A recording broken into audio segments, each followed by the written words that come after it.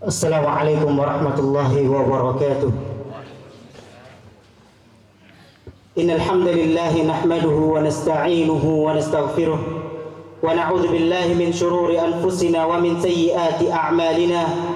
May yahdihillahu fala mudilla lahu wa may yudlil fala hadiya lahu. Wa asyhadu an la ilaha illallah wahdahu la syarika lahu wa asyhadu anna Muhammadan 'abduhu wa rasuluh.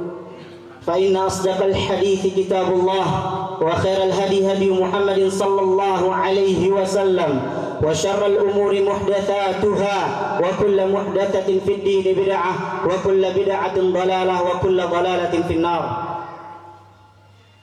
Khutbah nikah kali ini bukan hanya sekedar khutbah nikah, tapi ini adalah sebuah nasihat dari seorang abang kepada adiknya yang akan menikah. Wahai adikku, sebentar lagi engkau akan mengucapkan sebuah janji suci, janji yang sakral, janji yang banyak diidam-idamkan oleh setiap insan, janji yang membuat engkau memiliki beban yang berat baik di dunia dan di akhirat. Mungkin banyak orang menganggap bahwasanya pernikahan itu penuh dengan kesenangan, pernikahan itu menyenangkan. Ya, pernikahan itu menyenangkan, tapi dibaluti dengan pengorbanan, dibaluti dengan perjuangan.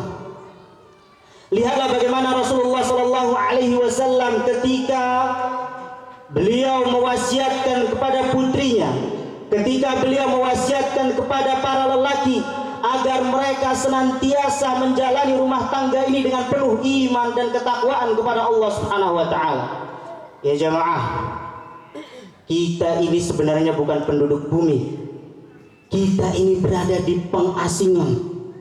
Rasulullah SAW mengatakan, ad-dunya sijnul mu'min wa jannatul kafir.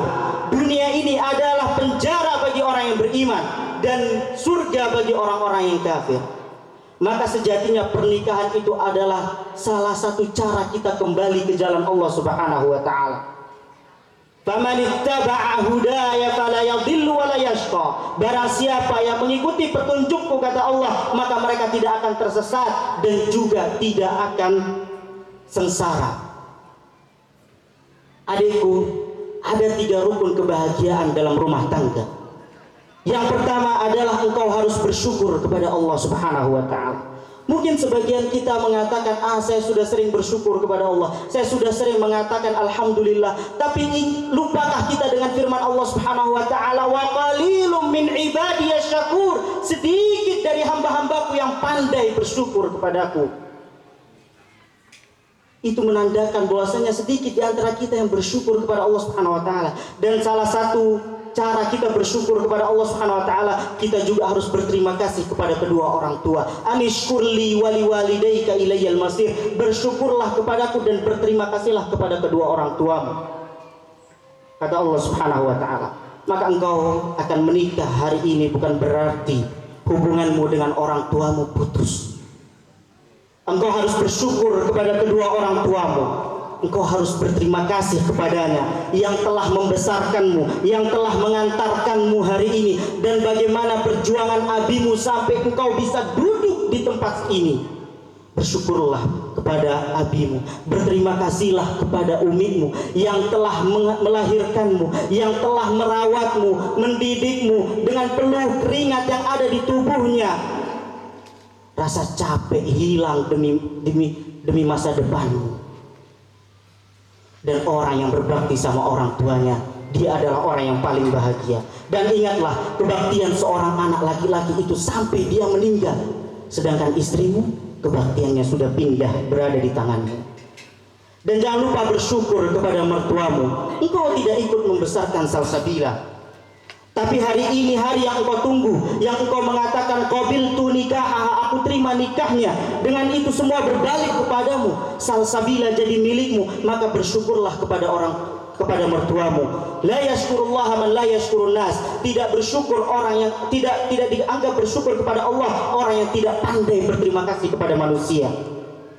Dan bersyukur jugalah engkau kepada istrimu yang dia akan pindah dari rumah orang tuanya, dia akan melayanimu, yang surga dan nerakanya itu ada di tanganmu. Dan banyak di antara kita yang tak pandai bersyukur kepada istri-istri kita. Banyak di antara kita yang hanya pandai mengkritik dan membanding-bandingkan istri kita dengan orang lain. Kapan kita akan mengatakan terima kasih kepada istri kita, di mana di saat kita pulang kerja dia sudah menyiapkan makanannya, dia sudah membersihkan rumahnya, dia yang mengasuh anak-anak kita.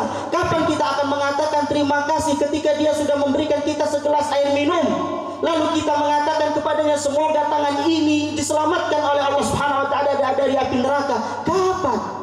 Wa qalilum min ibadiyasy syakur. Sedikit dari hamba-hambaku yang bersyukur, kata Allah Subhanahu wa taala. Kemudian yang kedua, wahai adikku, salsabila terbuat dari tulang rusuk yang bengkok. Maka bersabarlah engkau. Jika engkau paksakan dia untuk lurus, maka dia akan patah. Tapi jika engkau biarkan, maka dia akan bengkok. Rasulullah sallallahu alaihi wasallam ketika mengatakan mensifati kaum wanita naqisatu aqlin wa dinin, agamanya lemah, akalnya kurang, itu bukan untuk melecehkan wanita, tapi untuk memahamkan kaum laki-laki agar mereka sabar ketika menghadapi seorang wanita. Allah Subhanahu wa taala berfirman, wa'ashiruhunna bil ma'ruf, dan pergaulilah istri-istrimu dengan cara yang ma'ruf. Jangan engkau mengatakan aku sudah memenuhi hak-haknya, tapi katakan bagaimana aku bisa memuliakan istri itu. Kemudian Allah Subhanahu wa taala berfirman, fa in karihtumuhunna fa'asa an takrahu syai'an wa yaj'alallahu fihi khairan katsira. Mungkin bisa jadi suatu saat salsabila mengecewakanmu. Mungkin ada perangainya yang tidak engkau suka. Mungkin ada pelayanannya yang tidak sesuai dengan apa yang engkau inginkan. Tapi apa kata Allah Subhanahu wa taala? Apakah Allah Subhanahu wa taala memerintahkan laki-laki untuk menceraikan istrinya yang tidak sesuai dengan keinginannya? Tidak. Tapi Allah memerintahkan laki-laki untuk bersabar. Fa in karihtumuhun fa'asa an takrahu syai'an wa yaj'alallahu fihi khairan katsira. Sabar. Sabar. Makanya Rasulullah SAW mengatakan la yafruq mu'minun mu'minah in kariha minha khuluqan radiya minha akhar. Tidak boleh seorang suami yang beriman membenci seorang istri yang beriman. Kalau ada perangai buruk yang tidak dia sukai, maka sukailah perangainya yang lain. Lihatlah kelebihan yang ada pada pasanganmu. Jangan fokus pada kekurangannya. Adikku, kesabaran dalam rumah tangga itu adalah sebuah kunci. Kalau suami suka marah, suami suka emosi, suami suka mencela, ingatlah kata Rasulullah, kata Allah Subhanahu wa taala bahwasanya penghuni surga itu apa? Wal kadhiminal ghaidh, yaitu mereka yang bisa menahan amarah dan bisa memaafkan orang lain. Kemudian jangan sampai istrimu kelak menggugatmu di hadapan Allah Subhanahu wa taala. Mungkin dia di dunia sabar atas perilakumu, tapi nanti di akhirat dia akan menggugatmu di hadapan Allah Subhanahu wa taala. Dan ada satu kewajiban besar seorang suami yang banyak di antara kita melupakan, yaitu menggandeng istri kita menuju Allah Subhanahu wa taala dengan penuh kesabaran. Ajaklah istrimu untuk terus beribadah kepada Allah Subhanahu wa taala. Ingatkan dia ketika dia lalai. Ingat ya jemaah, kita ini tidak akan masuk surga kecuali melewati api neraka. Camkan itu. Wa in minkum illa wariduha kana ala rabbika hatman maqdiya. Setiap kita pasti akan melewati api neraka, dan itu sudah ketetapan Allah Subhanahu wa taala. Maka sekarang apakah engkau siap mengajak istrimu untuk beribadah kepada Allah? Ataukah engkau hanya ingin bersenang-senang dengan istrimu? Wahai adikku, makanya itu wahai adikku, ingatlah, beribadahlah kepada Allah Subhanahu wa taala. Ajaklah dia untuk beribadah kepada Allah Subhanahu wa taala. Katakan kepadanya, wahai istriku, ayo kita beribadah kepada Allah Subhanahu wa taala. Memang aku ini bukan orang alim, tapi seandainya aku dimintai pertanggungjawaban oleh Allah Subhanahu wa taala, aku bisa jawab atas kepemimpinanku di hadapan Allah Subhanahu wa taala. Kemudian yang ketiga, yang terakhir wahai adikku, perbanyaklah istighfar kepada Allah Subhanahu wa taala. Mohon ampun kepada Allah Subhanahu wa taala.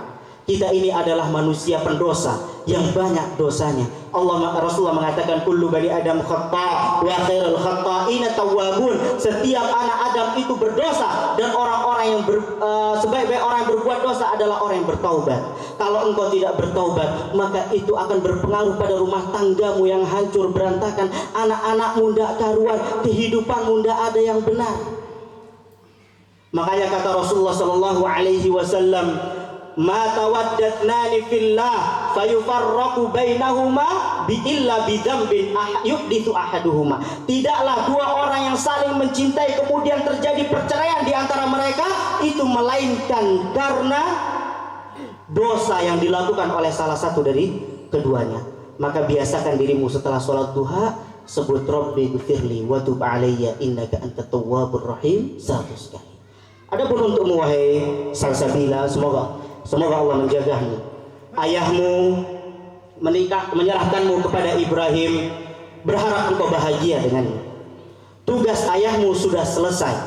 Dia sudah merawatmu, mendidikmu, membesarkanmu, dan tugas dia sekarang mengawinkanmu.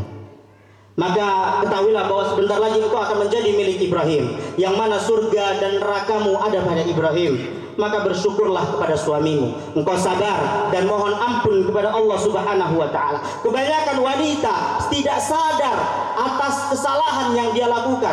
Mereka mengatakan saya sudah sholat, saya sudah puasa, saya sudah haji, bahkan saya sudah umroh, tapi Allah tetap masukkan dia ke dalam api neraka. Apa kata Rasulullah SAW? Bukan dia masuk ke dalam api neraka karena tidak sholat, bukan, tapi yakfurnal ashir wa yakfurnal ihsan.